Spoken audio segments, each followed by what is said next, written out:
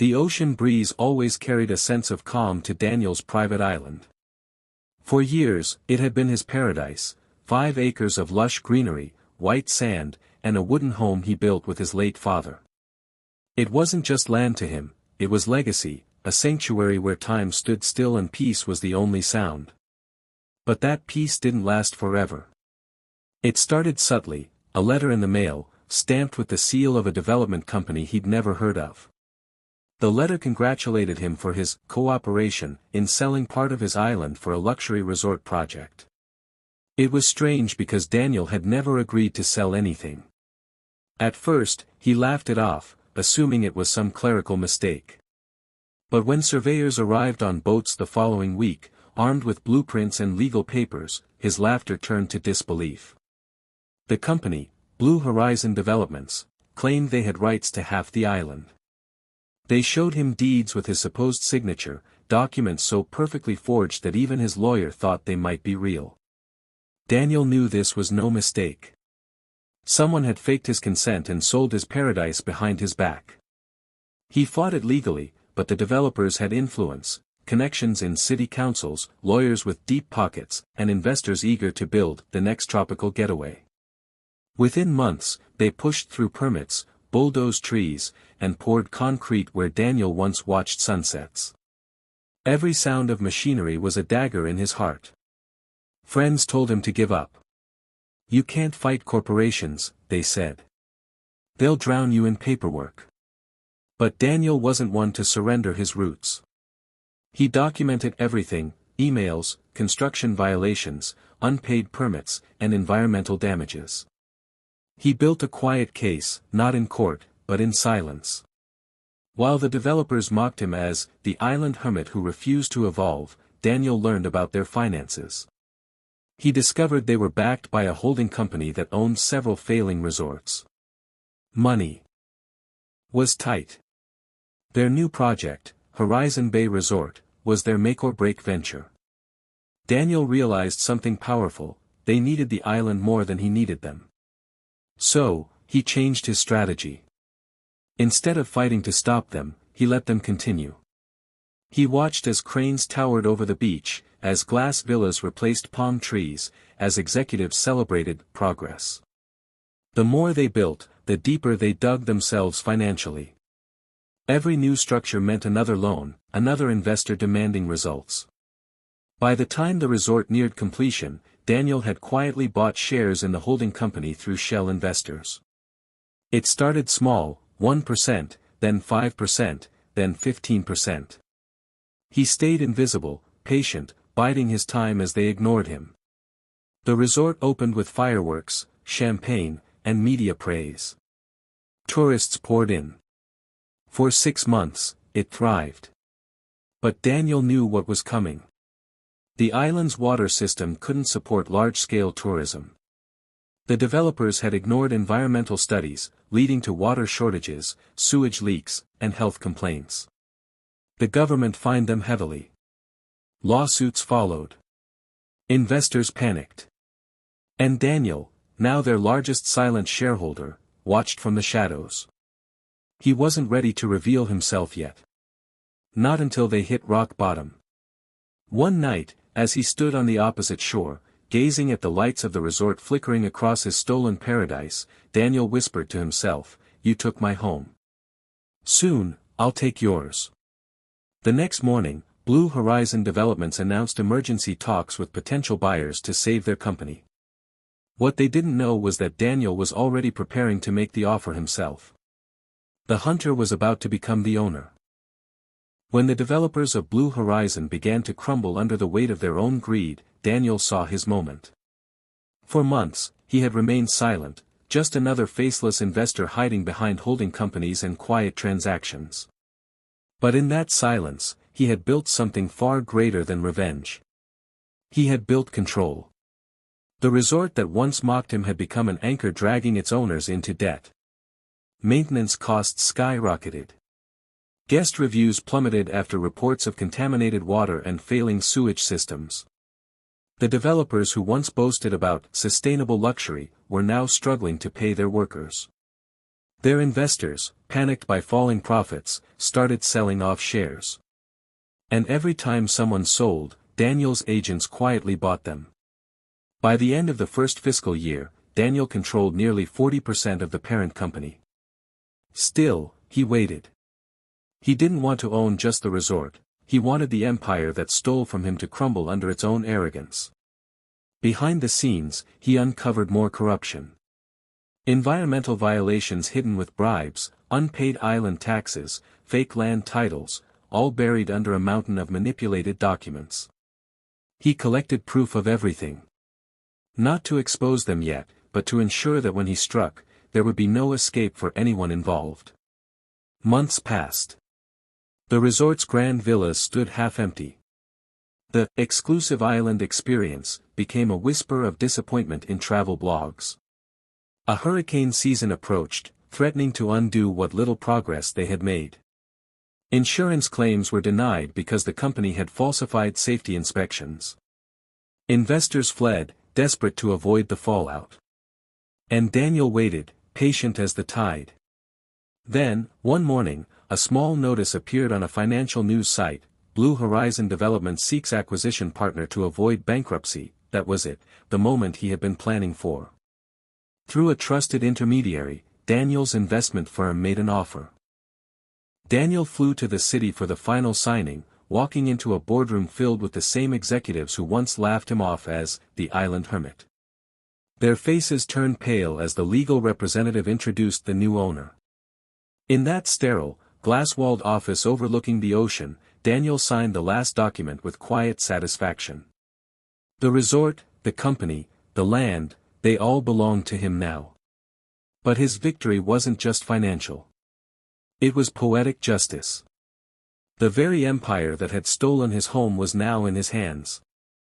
And unlike them, Daniel knew the true value of what they had destroyed. His first order of business wasn't to celebrate, it was to rebuild. Not for profit, but for redemption. He sent environmental teams to restore the mangroves and reefs. He ordered the demolition of illegal structures built on sacred land. He paid the local workers double and gave them ownership shares in the new management company.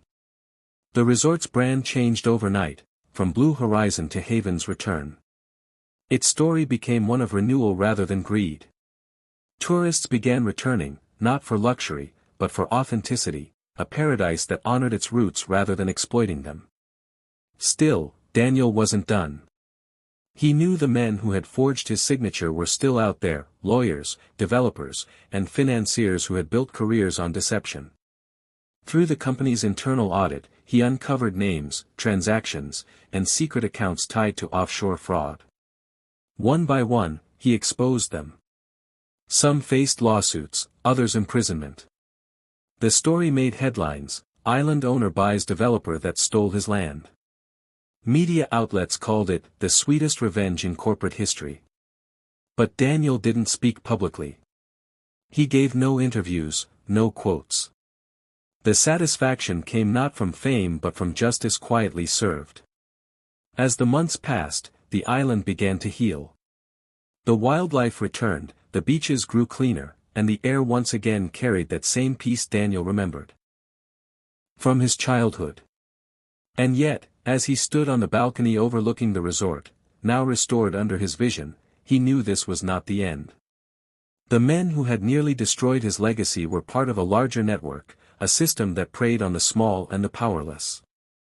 Daniel's revenge had started as personal. But what if it could become something bigger, something that changed the rules altogether?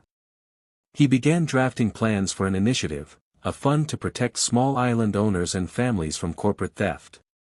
It would expose corruption across nations, force transparency in real estate acquisitions, and give voice to those silenced by money. The same world that once mocked his fight would soon witness his rise. The storm that had once threatened to destroy him had now become his weapon. And as the sun set over Haven's Return, Daniel smiled, not out of bitterness, but purpose. The battle for his island was over, but the war for justice had only begun. The years that followed marked the rebirth of not only an island but a man's soul. What began as a battle for land had become something far greater, a movement that shook the foundation of the real estate world. Daniel had won his island back, but his victory was no longer about ownership, it was about justice, balance, and legacy. Under his leadership, Haven's return became an international symbol of redemption. Documentaries were filmed, journalists came from around the world, and tourists who once sought luxury began to come for something deeper, connection. Every guest who arrived learned the story, not of wealth, but of perseverance. The brochures didn't show golden beaches or infinity pools, they told of a man who refused to let greed erase his family's memory. But Daniel wasn't interested in running a resort forever. He was building something lasting. The Haven Foundation, the fund he had envisioned, was officially launched 2 years after his takeover. Its mission was simple yet powerful, to protect small landowners, environmental sanctuaries, and cultural heritage sites from predatory developers. The first case it funded involved a widow in the Philippines whose coastal home was being stolen by a construction firm. Daniel's team not only helped her win her case but ensured the developers faced criminal charges. The media called it the Haven Effect, a wave of accountability spreading across continents. Soon, hundreds of families reached out. From the Caribbean to the Pacific, Daniel's foundation uncovered a hidden epidemic of forged deeds, political bribes, and coerced land sales.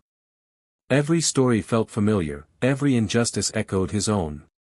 He poured himself into the work, but with every victory, a quiet truth lingered in his heart.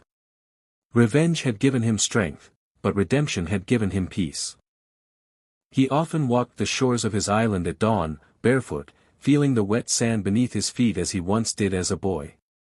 The land no longer whispered of loss or betrayal, it spoke of purpose. The resort operated sustainably, powered by solar energy and maintained by locals who now co-owned its success. No corporate greed, no false promises, just community and nature, in harmony. But even peace can carry echoes of the past. One day, Daniel received a letter marked with a familiar seal, the insignia of Northwave Holdings, a rival corporation that had once financed Blue Horizon. The letter wasn't a threat, but an invitation. They wanted to collaborate on sustainable development projects.